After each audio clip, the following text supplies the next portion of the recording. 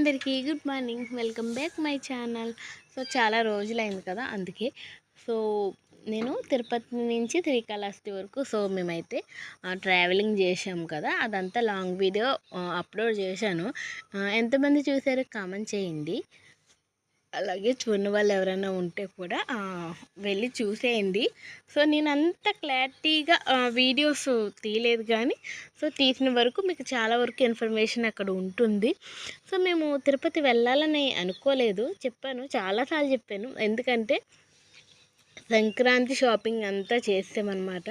ఈసారి సంక్రాంతికి చాలా ప్లాన్స్ అయితే చేసుకున్నాము.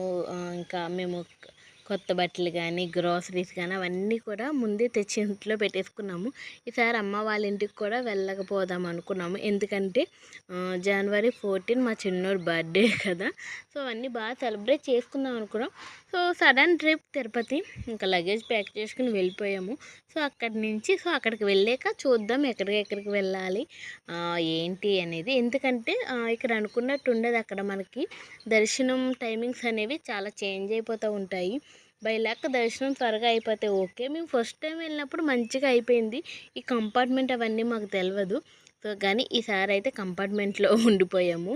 If in case 10-11 hours ఉండిపోయాము.